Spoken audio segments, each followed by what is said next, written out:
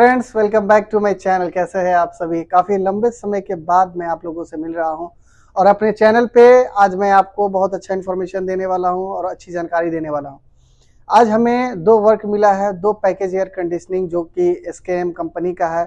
उसका हमें routine checkup करना है, जो मेंटेनेंस सीट होता है हमें वो मिला है और हम उसे चेक करेंगे। तो प्लीज़ फॉलो, आप हम लोगों को फॉलो करिए और हमारे चैनल को भी फॉलो करिए, क्योंकि मोर इन्फॉर्मेशन वाला वीडियो मैं इसी चैनल पे डालता हूँ। ठीक है, आइए मैं आपको ले चलता हूँ जो हमारा एचयू रूम है, जिसको हम एसी रूम भी बोलते हैं, जिसमें हमारा थर्मोस्टेट लगा है। यहाँ आप देख सकते हैं एसी रूम लिखा है। तो ये हमारा जो है यहाँ पे डक्ट लगा है, ओपन डक्ट है। आप देख सकते हैं ये जो डक्ट हमारा अंदर की तरफ जा रहा है, ये सब ओपन डक्ट है। यहाँ भी आप देख सकते हैं। ये देखिए हमारा थर्मोस्टेट लगा है, जो दो यूनिट है जिसे हमें मेंटेनेंस करना है आज। ये यूनिट नंबर 6 है और एक हमारा यूनिट नंबर 5 है। ये दोनों नए यूनिट लगे हैं, तो तकरीबन 1 ईयर से ज़्यादा हो चुका है, तो इसका मेंटेनेंस हमें करना है। हम सबसे पहले जो मेंटेनेंस का जो स्टेप्स होता है और जो तरीका होता है वो मैं आप लोगों को बता दूं। अभी यूनिट हमारा चल रहा है और जो इसका कूलिंग मोड पे है, अभी ये सिस्टम अभी कूलिंग मोड पे है और फैन हमारा ऑन है। आप देख सकते हैं कंप्रेसर भी हमारा लगभग ठंडा हो चुका है, जिसके कारण कंप्रेसर बंद होगा, क्योंकि 20 टेम्परेचर ऑलरेडी रीच हो चुका है, जो सेट टेम्परेचर। तो सबसे पहले हम क्या करेंगे, इसके थर्मोस्टेट को बंद करेंगे और हम फिर छत के ऊपर जाएंगे। जो हमारे रूफ टॉप पे पैकेज एयर कंडीशनर लगे हैं उसे ओपन करके हम चेक करेंगे, जो हमारा सीरियल वाइज जिस तरीके से हम लोग रूटीन चेकअप करते हैं। तो चलिए इसे हम बंद करते हैं पहले यहाँ से। ये जो ऑफ का बटन आप देख रहे हैं और यहाँ पे जो कूलिंग है, ये मोड का बटन है। यहाँ से आप मोड चेंज कर सकते हैं।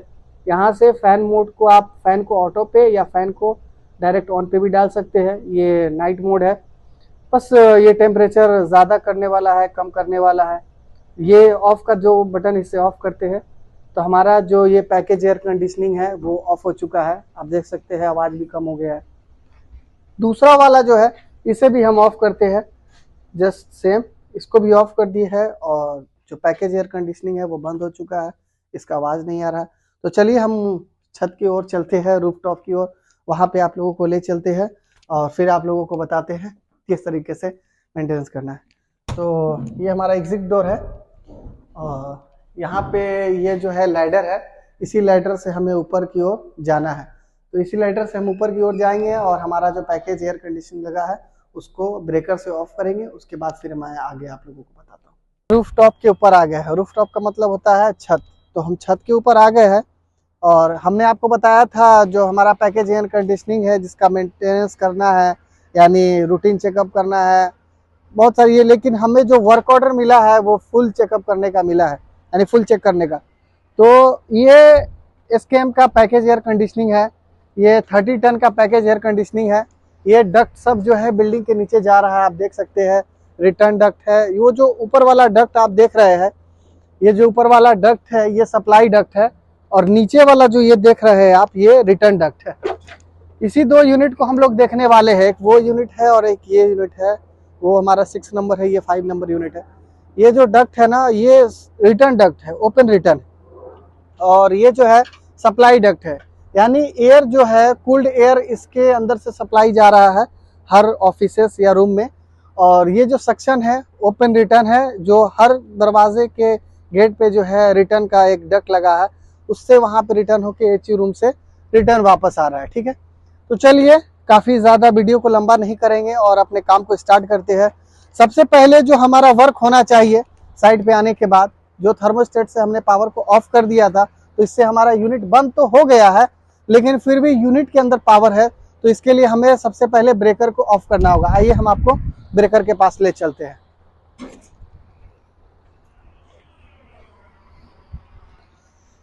ये मैं अपने हाथ में टॉर्च ज़्यादातर कैरी करके चलता हूँ, क्योंकि किसी भी चीज़ को इससे क्लियरली देखा जा सकता है और काफ़ी रोशनी भी रहता है, तो जिससे आप क्लियरली कोई भी चीज़ देख सकते हैं। कोई वायर वगैरह अगर कट है या कोई इश्यूज़ है। तो ऑलरेडी ये यूनिट तो ऑफ हो चुका है थर्मोस्टेट से, लेकिन हम इसे ब्रेकर से बंद करेंगे। मेक श्योर करेंगे कि हमारा अगर ब्रेकर बंद होगा तो यूनिट के अंदर कोई पावर नहीं होगा, क्योंकि ये जो यूनिट है आपका वो 220 है। चलिए हम ब्रेकर को ऑफ करते हैं। ये मैंने एक ब्रेकर को ऑफ कर दिया है। अब दूसरे वाले ब्रेकर को भी हम ऑफ करते हैं। सॉरी, ये यूनिट हमारा 380 है, हमने आपको 220 बता दिया, मिस्टेक हो गया ये, क्योंकि काफ़ी सारे यूनिट हमारे अंदर मेंटेनेंस के लिए रहते हैं तो दिमाग से हमारा निकल जाता है। ये 380 यूनिट है, ठीक है ना। और चलिए दूसरा वाला यूनिट का भी हम ब्रेकर बंद करते हैं।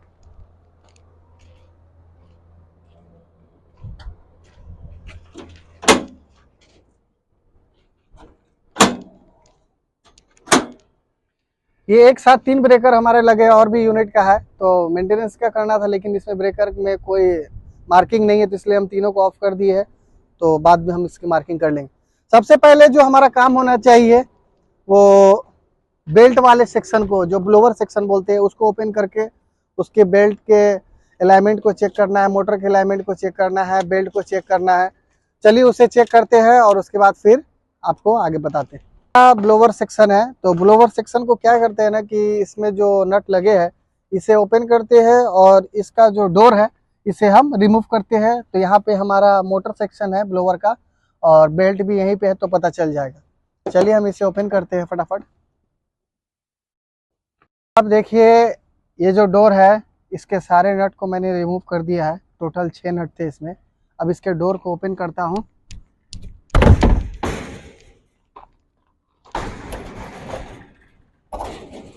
ये डोर ओपन करके हमने साइड में कर दिया है।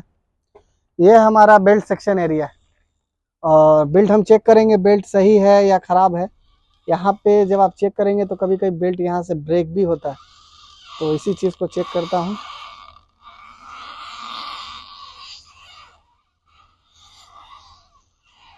बेल्ट तो हमारा सही है, बेल्ट में कोई प्रॉब्लम नहीं है, और इसके जो अलाइनमेंट है वो भी ओके है। मोटर को आप टच करके देखें हीट है या नहीं, लेकिन मोटर हमारा नॉर्मल मोड पे है ना, तो हीट नहीं है। और ज़्यादा से इसके बेयरिंग वगैरह भी थोड़ा हिला के देख ले, बेयरिंग वगैरह तो सही है क्योंकि स्मूथ ही चल रहा है, यूनिट नया ही है। और यहाँ पे जो है आपका इवेपोरेटर सेक्शन है, इसे भी चेक कर ले। तो ये हमारा तकरीबन पूरा ही क्लीन दिख रहा है, साफ़ है। मैंने आपको पहले ही बताया यूनिट हमारा नया है, गंदा नहीं है। और यहाँ पे ये ड्रेन ट्रे आप नीचे देखेंगे, ड्रेन ट्रे भी लगभग हमारा क्लीन ही है, साफ़ है। तो अभी तो इसे मेंटेनेंस की ज़रूरत नहीं है इतना ज़्यादा, यानी वॉश करने की ज़रूरत नहीं है। नॉर्मल ही जो हम चेक कर सकते थे वो चेक कर रहे हैं। तो मोटर भी हमारा सही है, अलाइनमेंट भी सही है, और बेयरिंग भी सही है इसका। तो ये हमारा ब्लोवर सेक्शन का पार्ट था जो मैंने आपको बताया। ब्लोवर सेक्शन में ज़्यादा कुछ नहीं होता है, एक मोटर होता है और ब्लोवर होता है। तो ये मोटर जो काम करता है ये आपके ब्लोवर को घुमाने का काम करता है। ये मोटर का जो काम है इस यानी ब्लोवर को जो अपना सर्कुलेशन करवाता है, ठीक है ना, इस बेल्ट के थ्रू से। चलिए हम इस पार्ट को क्लोज करते हैं। ये हमारा ब्लोवर का सेक्शन था जो कि कंप्लीट हो गया है, सब चीज़ ओके है। अब इसे हम क्लोज करते हैं, उसके बाद दूसरे सेक्शन पे जाते हैं। वो हमारा ब्लोवर सेक्शन था जिसे हम टोटली क्लोज कर दिया है। ये हमारा इलेक्ट्रिकल सेक्शन है। आप देख सकते हैं कि यहाँ पे जो इलेक्ट्रिकल का है लोगो दिया है। काफ़ी डेंजरस होता है ये एरिया, इसीलिए ब्रेकर को बंद करके ही आप इस एरिया को ओपन करेंगे। तो चलिए ये जो आप यहाँ पे 6 नट देख रहे हैं इसे हम रिमूव करते हैं सबसे पहले, और रिमूव करने के बाद इसके जो डोर है इसको हम हटाते हैं। उसके बाद फिर मैं आपको आगे बताता हूँ। हमारा इलेक्ट्रिकल सेक्शन का जो डोर था उसे हमने रिमूव कर दिया है, लेकिन इसके बाद भी देखिए एक जो कंट्रोल सेक्शन है उसको काफ़ी सेफ्टी के साथ इसे भी क्लोज कर रखा है, क्योंकि समटाइम्स क्या होता है ना कि जो डस्ट पार्टिकल जो इंटर होता है वो डायरेक्ट इंटर हो जाने के बाद बहुत गंदा हो जाता है। इसीलिए एक सेपरेट ही बॉक्स बना दिया गया है जो कि क्लोज होता है हर वक्त के लिए, जब ज़रूरत है आप उसे ओपन करें। तो चलिए हम लोग इसे ओपन करते हैं। यहाँ पे भी देखिए आपका इलेक्ट्रिकल हज़ार्ड का लोगो लगा है।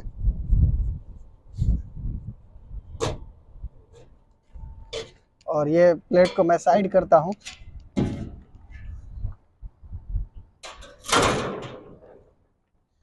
इसमें जो है कंपनी का कुछ मैनुअल है, सब मैं देख रहा था, कुछ डायग्राम वगैरह है इसमें कंट्रोल का, और स्पेयर पार्ट्स के लिस्ट है, आप देख सकते हैं। यहाँ पे मैं आपको बता दूंगा।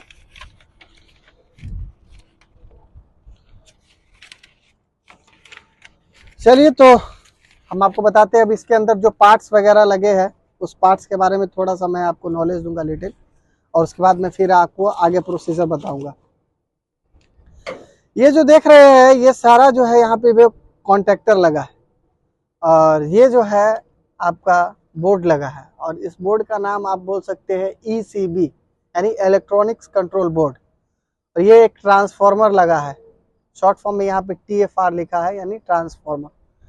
और ये ऑन और ऑफ का एक स्विच लगा है, S1 स्विच आप देख सकते हैं, स्विच 1 ऑन ऑफ, ये कंट्रोल को ऑफ करने के लिए है। यहाँ पे टर्मिनल लग दे रखा है, X2 आप देख सकते हैं यहाँ पे लिखा हुआ है। यहाँ पे टर्मिनल क्लिप भी बोल सकते हैं आप, जो सारे वायर को एक साथ कनेक्ट करता है। ये आपका देखिए ये ब्रेकर है, इसको बोलते हैं आप MCB भी बोल सकते हैं या ब्रेकर भी बोल सकते हैं। काफ़ी यूनिट के अंदर अगर कोई शॉर्टेज आता है तो ये ट्रिप हो जाता है। ये जो है आपका ये फ्यूज़ लगा है, आपका ओवर वोल्टेज होने के कारण ये फ्यूज़ जो है ब्रेक हो जाता है, तो ये फ्यूज़ है। और ये जो है आपका वोल्टेज मॉनिटर रिले है, यानी फेस मॉनिटर रिले भी आप इसे बोल सकते हैं। टाइम डिले भी है इसमें, टाइम डिले टाइमर लगा है इसमें, और फेस मॉनिटरिंग रिले भी इसमें लगा है, अटैच है। दोनों आप एडजस्ट कर सकते हैं, यहाँ से आप देख सकते हैं ये एडजस्ट करने वाला क्वेश्चन दे रखा है। और ये इस मैं आपके बाद बताया कि ये फ्यूज़ है, ये इसको HRC फ्यूज़ भी बोलते हैं हम लोग, ठीक है। और ये टर्मिनल क्लिप है, आप देख सकते हैं एक दूसरे से वायर को कनेक्ट करने के लिए। ये आपका देखिए यहाँ पे नीचे की ओर जो है ये मेल लाइन का होता है, 3 फेस आपको बताया था जो कि 380 है, 1 फेस 2 फेस 3 फेस जो दे रखे हैं। और ये जो है ग्राउंड है आपका ग्रीन वाला, और न्यूट्रल इसके नीचे जस्ट पीछे दे रखे हैं, आप देख सकते हैं ये न्यूट्रल के यहाँ पे जैसे वायर जा रहे हैं दो। तो ये जो 2 कॉन्टेक्टर है इसमें आपको मैं बताया कि 2 कंप्रेसर है लगा, जो कि ये 30 टन का यूनिट से 15 टन के 2 कंप्रेसर इसमें लगे हैं। तो ये दोनों कंप्रेसर का कॉन्टेक्टर है। ये कंप्रेसर अंदर की ओर आप देखें कि 2 कंप्रेसर लगा है, आप देख रहे हैं ये 410 है इसमें रेफ्रिजरेंट, इसमें जो रेफ्रिजरेंट है वो 410 है। तो ये दोनों कॉन्टेक्टर हो गया उसका। और ये जो 3-4 कॉन्टेक्टर लगे हैं, तो एक जो है बेसिकली इसमें ब्लोवर का लगा है, ब्लोवर मोटर जो आपको मैं अंदर में दिखाया था ब्लोवर सेक्शन में, ये उसका कॉन्टेक्टर है। और ये जो 3 कॉन्टेक्टर आपके लगे हैं ये कंडेंसर फैन मोटर के कॉन्टेक्टर लगे हैं। इसमें टोटली 3 कंडेंसर फैन मोटर है, जो ऊपर की तरफ आप देख सकते हैं ये 3 लगा है। तो मैं नीचे से भी अंदर आपको जाके फिर बताऊंगा, ब्लेड का रोटेशन करके भी बताऊंगा कि ब्लेड हमारा सही है या नहीं है। तो ये कुछ चीज़ें हैं जो इसमें लगे हैं, और कुछ वायर वगैरह बस। और इसका जो डायग्राम है वो भी मैं आपको वीडियो के एंड में आपको दे दूंगा, तो काफ़ी आसानी होगा आपको वायरिंग करने में भी और समझने में भी। तो चलिए मैं अभी अंदर की ओर जा रहा हूँ, और सारा जो कंडेंसर मोटर है उसके ब्लेड को मैं थोड़ा रोटेट करके देखूंगा, कोई जाम तो नहीं है या कोई ब्लेड ब्रोकन तो नहीं है, इस चीज़ को मैं वेरीफाई करूंगा, चेक करूंगा। तो मैं अभी अंदर की ओर जा रहा हूँ, देख सकते हैं।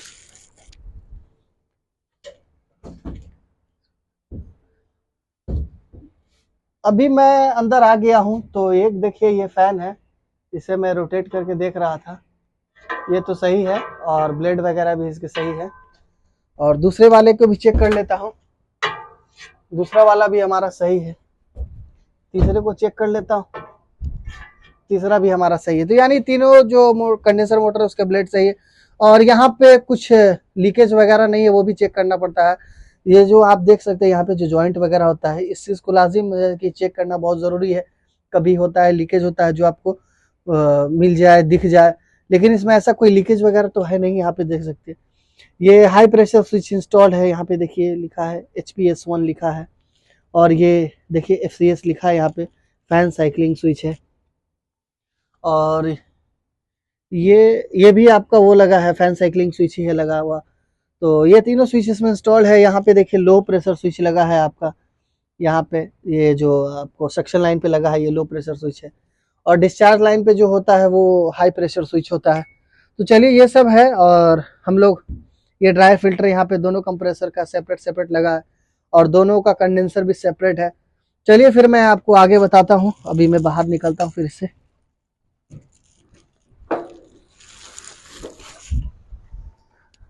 तो मैं इससे बाहर आ गया हूँ।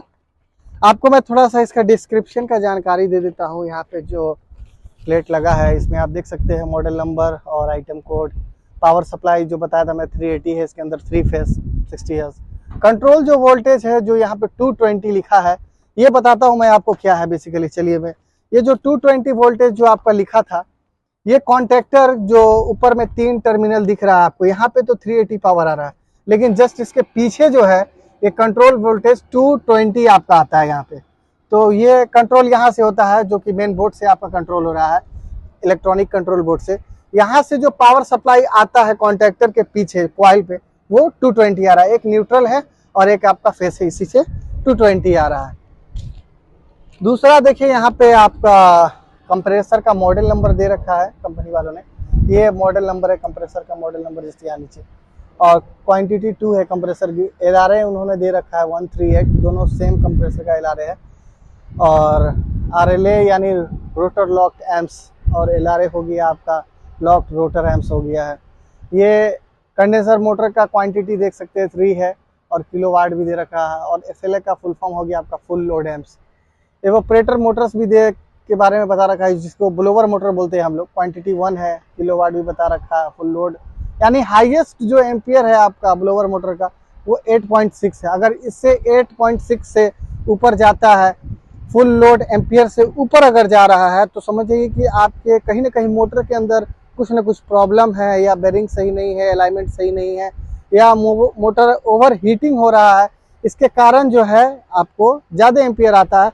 तो फुल लोड जो यहाँ पे आप देख रहे हैं कि 8.6 दे रखा है कंपनी वालों ने, ये लास्ट एम्पियर है।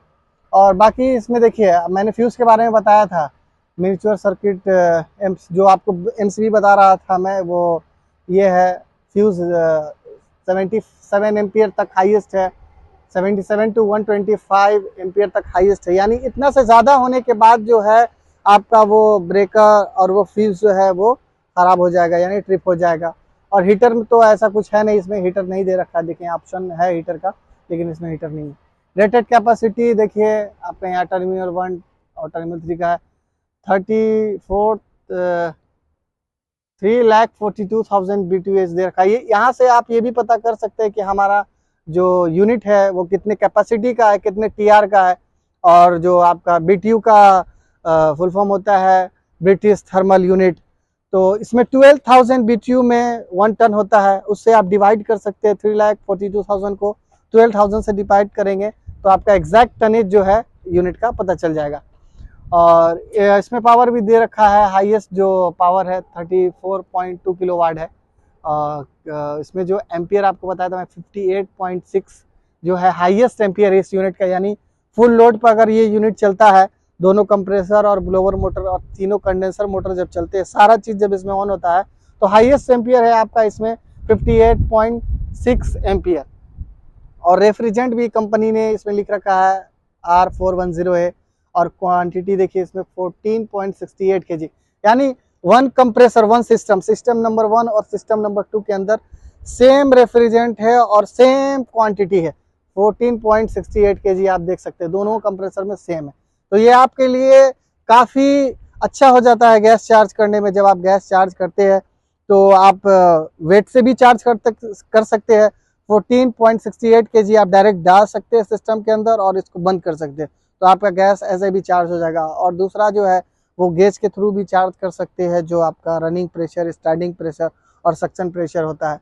लेकिन अगर आप में ये क्वांटिटी अगर लिखा है 14.68 kg, तो वेट के हिसाब से डालना तो आपके लिए काफ़ी ही बेहतर रहेगा और काफ़ी ही आसान रहेगा।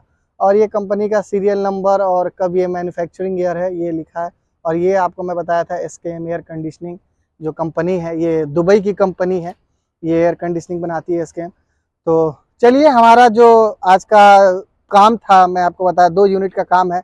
ये तो एक यूनिट हमारा कंप्लीट हो गया, दूसरा यूनिट हम लोग कंप्लीट कर लेंगे। काफ़ी वीडियो लंबा हो जाएगा, इसके कारण हम लोग एक ही यूनिट का आपको बता रहे हैं। तो ये रहा हम लोगों का आज का वीडियो और आज लोग का ये काम रहा।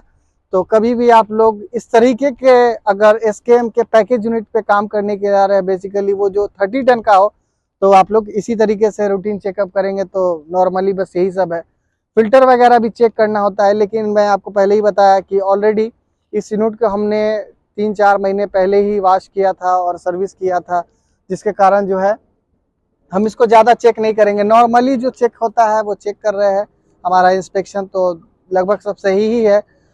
और दूसरा जो मैं आपको बताया था, जब फुल मेंटेनेंस करते हैं तो ब्लोवर से इसको कंट्रोल सेक्शन को क्लीन भी करना होता है, और कंडेंसर को वाटर से क्लीन करना पड़ता है, ऑपरेटर को वाटर से क्लीन करना पड़ता है, और फिल्टर को भी क्लीन करना पड़ता है।